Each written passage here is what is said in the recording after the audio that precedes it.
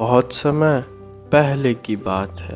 एक जंगल में टूनी नाम की चिड़िया रहा करती थी, जिसके पास एक अंडा हुआ करता था, जो कि बहुत ही चमकीली और जादुई अंडा था, जो कि टूनी चिड़िया को चमकीली चिड़िया ने उसकी नेकी और ईमानदारी के कारण उसे तोहफे में दिया था।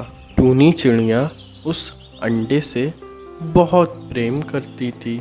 वो सारा दिन उसकी देखभाल में ही निकाल देती। वहीं पास में एक कालू कौवा भी रहा करता था, जो कि टूनी चिड़िया और उसके अंडे को घूरता रहता था। और कालू कौवा टूनी चिड़िया के उस जादुई अंडे को देखकर मन में सोचता है, अरे, मैंने जीवन में बहुत से अंडे देखे और खाए भी हैं, लेकिन इस टूनी के अंडे को तो देखो, ये तो लग रहा है कोई जादुई अंडा है। इसमें चमक भी है। इसे खाने में तो बहुत मज़ा भी आएगा।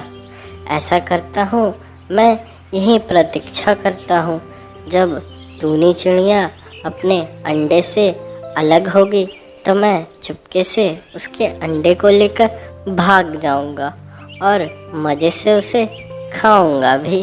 तभी कालू कौवा टूनी चिड़िया के अंडे से अलग होने का इंतज़ार करने लगता है। इंतज़ार करते करते सारा दिन निकल जाता है, लेकिन टूनी चिड़िया अपने अंडे से एक पल के लिए भी दूर नहीं होती है।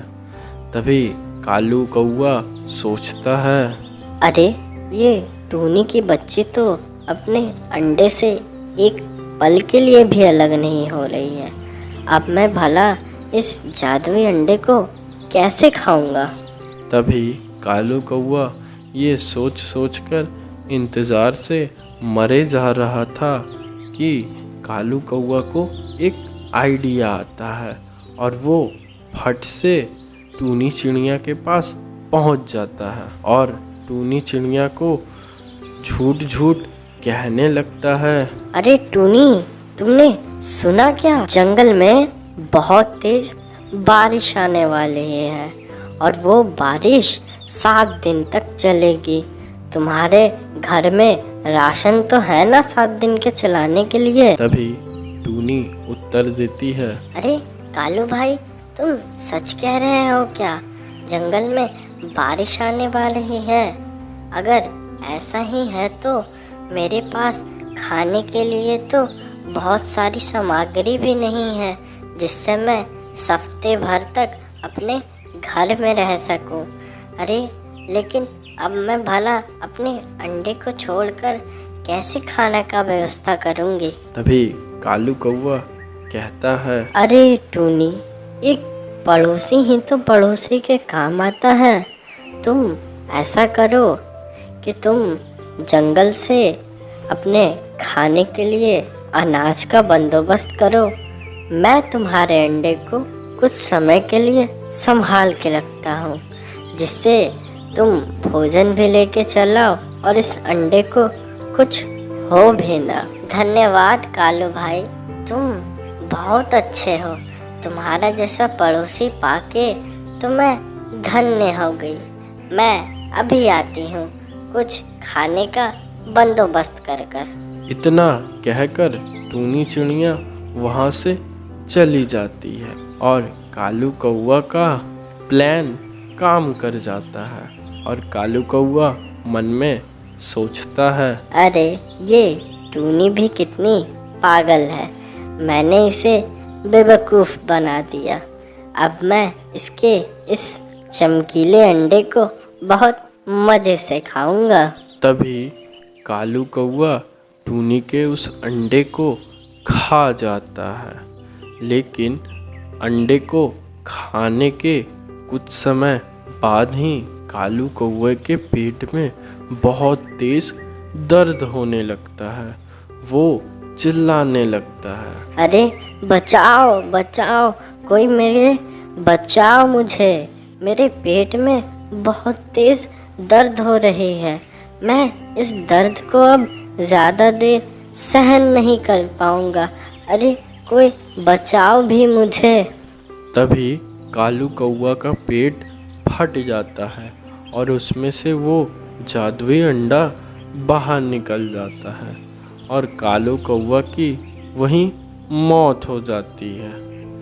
दूसरी तरफ टूनी चिड़िया अपने लिए अनाज का बंदोबस्त कर कर घर पहुंचती है और वो घर पहुंचती है तो देखती है कि कालू कौवा का पेट फट चुका है और उसमें से खून बह रहा है। और तभी टूनी चिड़िया समझ जाती है कि कालू कौवे ने उसके अंडे को खाने का प्रयास किया था, जिसके कारण उसका पेट फट गया है।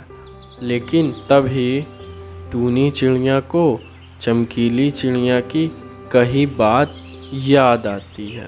टूनी चिड़िया, इस जादुई अंडे को ऐसा वैसा मत समझना। ये एक जादुई अंडा है जिसमें से जो बच्चा बाहर आएगा वो बहुत ही चतुर और चालाक होगा। और ये अंडा जिस प्रकार चमक रहा है, ये इसका रक्षा कवच है। अगर कोई भी दुष्ट पक्षी इस पे हमला किया या इसे खाने का कोशिश किया, तब भी ये अंडे को कुछ नहीं होगा। ये दुश्मन का पेट फाड़कर इसमें से बाहर निकल जाएगा सुरक्षित। तभी टूनी चिड़िया मन में ही चमकीली चिड़िया का धन्यवाद करती है। धन्यवाद चमकीली चिड़िया, आपने इस अंडे को ऐसा सुरक्षा कवच दिया था जिसके कारण इसे कुछ नहीं हुआ। नहीं तो आज ये दुष्ट कालू मेरे अंडे को खा जाता। धन्यवाद चमकीली चिड़िया। तो देखा बच्चों, आप सबने इस कहानी से हमें यह सीख मिलती है कि बुरी नज़र वालों का हमेशा मुंह काला ही होता है। उनको उनके गुनाहों का सजा अवश्य मिलता है।